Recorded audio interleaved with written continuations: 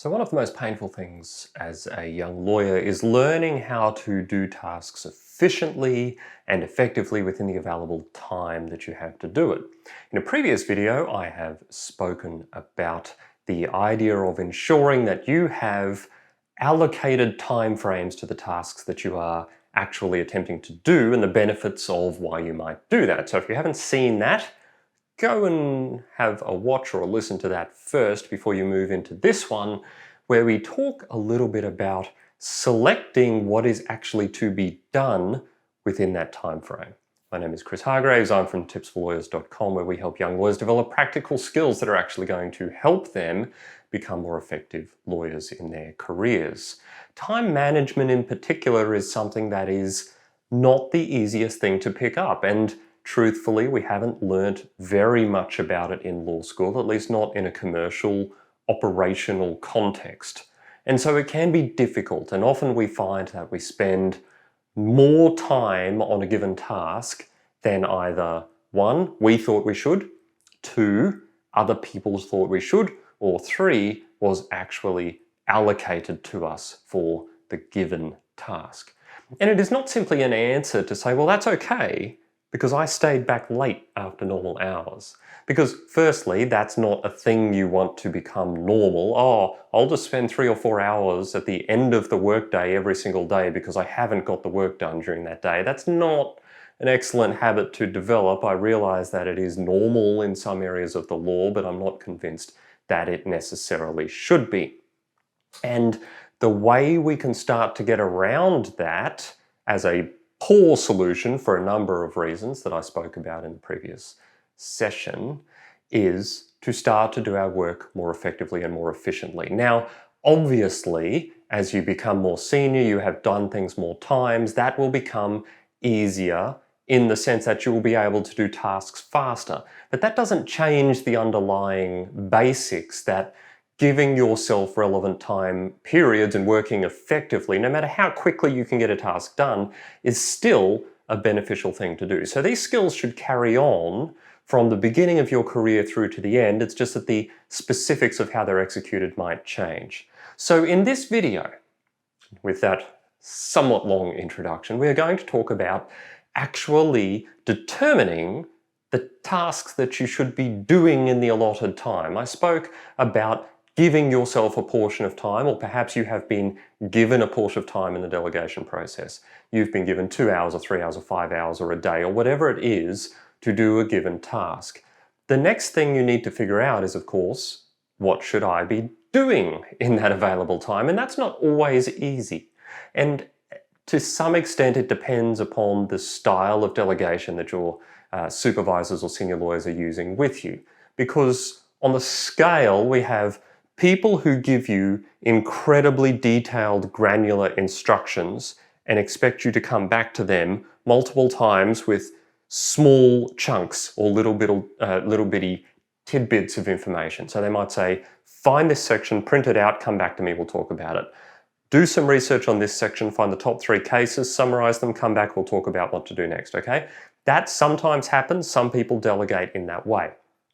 On the other end of the spectrum, we have read this, tell me what we should do next, okay? Or my favorite, action this. That was always a good one. So we have this spectrum of possible delegation. Over here, you're not going to have a lot of trouble determining what you're going to do next because you've literally been told what to do next. And while you might find that irritating and micromanagement, it does at least make this part of the job somewhat easier because you don't need to exercise any independent thought of any kind. More often than not, of course, in the real world, it's somewhere in between those things. You have been given a task, you have been given a certain amount of information, but not necessarily all the information in terms of what you should be doing. Perhaps it's a research task, perhaps you've been asked to determine the elements of a cause of action, perhaps you've been asked to investigate what causes of action might be available, draft a letter, do a few different things that might involve different components of actually completing the task at hand. So we're more talking about those sorts of things in this particular assessment. The first thing I want to stress, and for the love of everything, I cannot stress this enough, if you have been given a task by someone, understand the task that you have been given. If you have been sent an email, read the email, okay? It happens far too often that someone skims what they have been asked to do and delivers something that is not on point.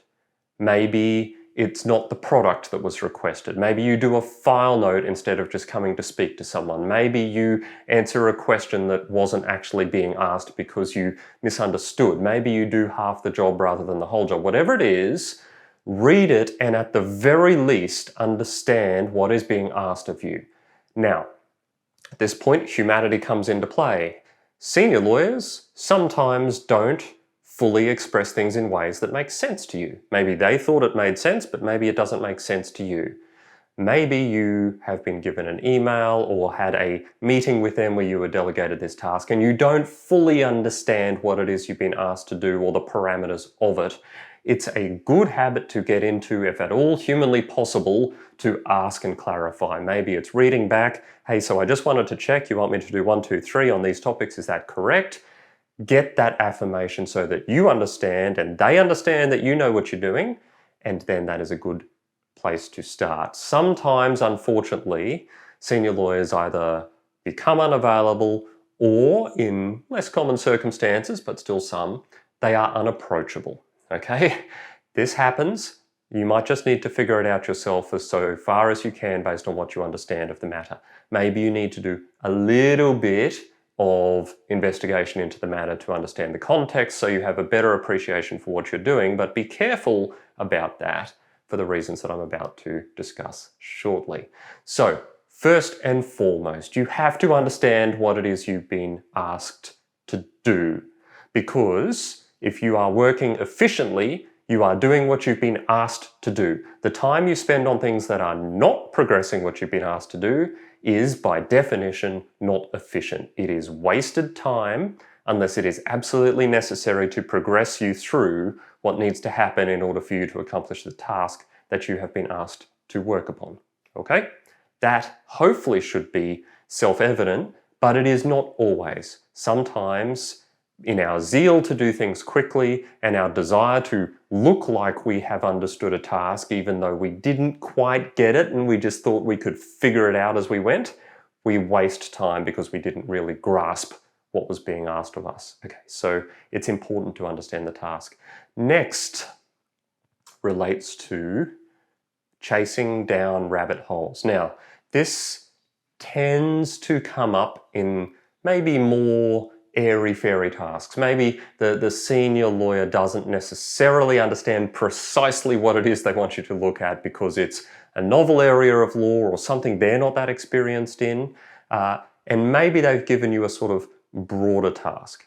So this is something that I did, and it's something that most junior lawyers do, which is you chase down dry gullies. Now, part of the challenge there is you don't recognize they're dry gullies necessarily because you don't have the experience yet to go, hang on, I'm following this thing through this windy passage that's going to take me hours that seems like it might be okay, but when push comes to shove, it's actually some super, super rare thing that is almost never done and you're kind of just wasting time. Okay, so you need to be wary of chasing down dry gullies even if you have a relatively broad scope. What I would suggest, and this is horses for courses, okay? You need to use a degree of wisdom and decision making and practicality as you go because that's part of your job. But what I would suggest is one of two things. If you're starting to get the sense that you are spending too much time and it's just not quite coming together on a given topic, maybe you have been given a task to say, okay, here is a set of facts. What causes of action might we have available to sue person X on behalf of our client?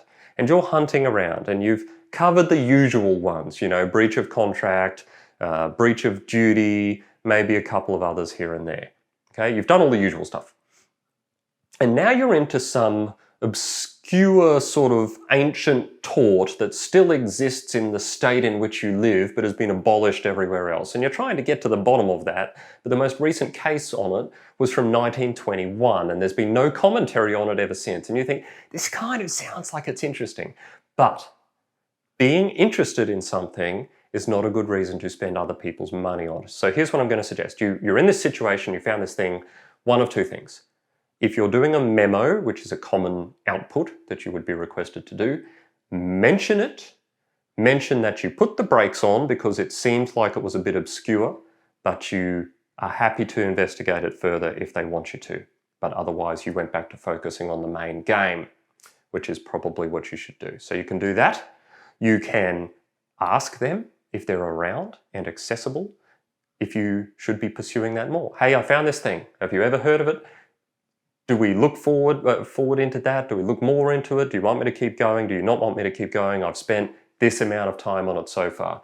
What you might find is that what you've found is actually known to the person or someone in the office, and that they know it's a no-go and you shouldn't bother spending any more time on it, okay? We're not reinventing the wheel. You work with a group of people who have differing experience in other areas. So if you have the opportunity to ask, you will cut off that opportunity to waste hours of time on something where they just go, yeah, no, we're not doing that. Toss that in the bin, sorry. And we're going back to our breach of contract case, which you'd finished hours earlier.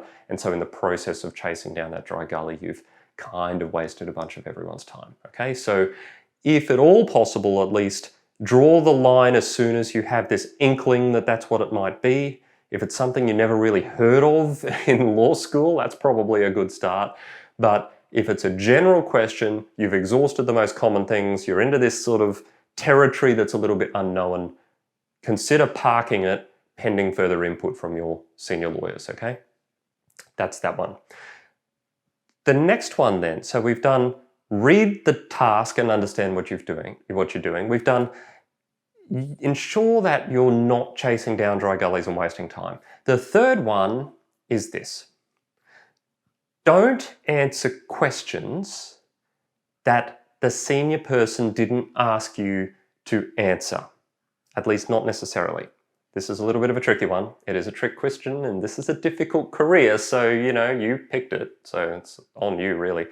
So here's a situation. You've been given a task. They say, please tell me the answer to X.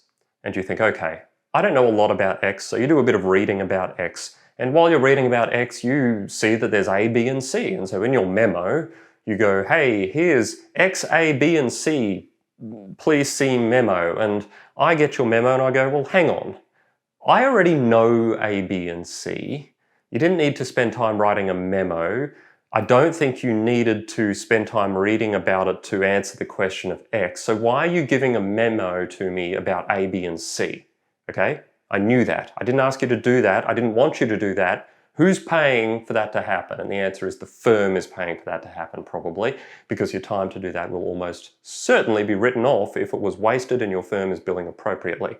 So you need to be careful about spending time just because something's interesting to you, or because you think maybe it might supplement the answer. Now, this is why it's careful. Sometimes those things are useful. Sometimes they are not. And this is a little bit of a juggling act. Again, as is almost always the case, the best thing you can do, if at all possible, is ask, hey, did you also want me to do these things? Look into A, B, and C. They might say, no, I got A, B, and C covered. We did that already. Don't worry about it. Stick to X. If, for example, and this is a ridiculous example and has never occurred in real life, I say to you, could you please look up the current filing fee for a claim and statement of claim in the district court for a company?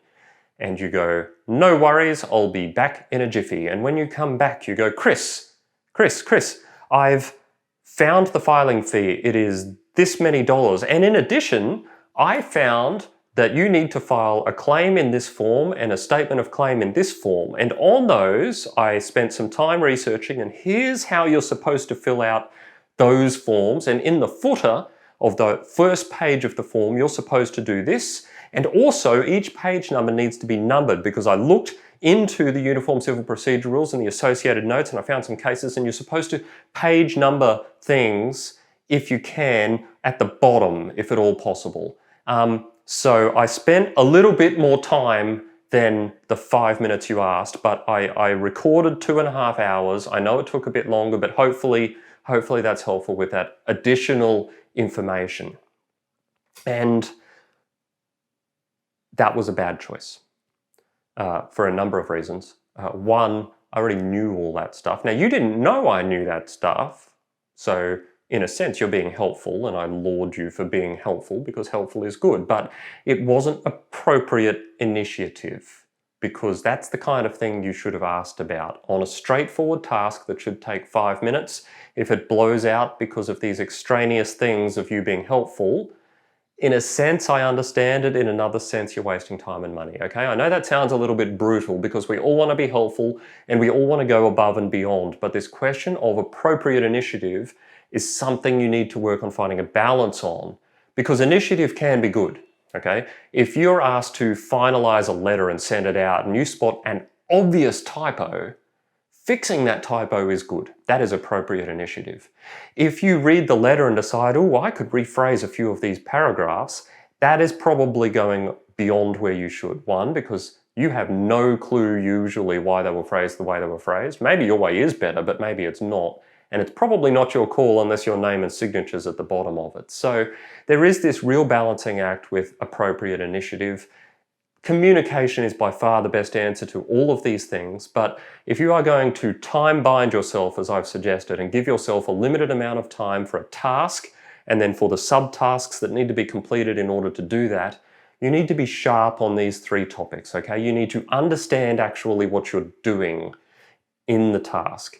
You need to not chase down dry gullies as much as humanly possible, okay?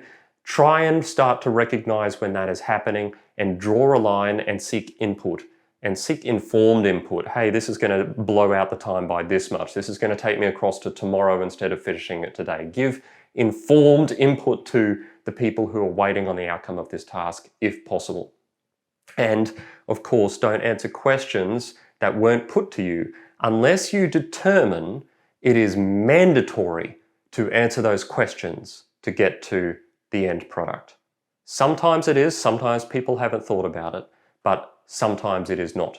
If you have an idea, if you come up with something, this is a good thing. Just ask, hey, in the research, if you're doing a memo again at the end, some things I came across along the way but didn't explore in this memo. 1, 2, 3, 4, 5, happy to check into them or discuss further, okay? If you've made those decisions, capture the information, capture the thought, show the initiative, ask the questions, but don't necessarily do so in a way that blows out the budget or the time commitment, because there are ripple effects when you go over budget and over time. There are client effects if you deliver something late because instead of finishing at midday, you finished at 5 and then someone doesn't have time to review it and get it out the door before the end of the day. And they promised the client it would be due by the end of the day, but they can't do that now because you found something interesting, but not the thing they asked you to look for, okay? It does have ripple effects and you need to be conscious of that. But otherwise, initiative is good. Appropriate initiative is particularly good, but be wary of spending time and money if you don't have to. Those are my 3 tips for selecting what you actually have to do, and I guess as importantly, selecting things that you shouldn't be doing if you're going to effectively time limit the tasks that you have been given to perform. I'll see you next time.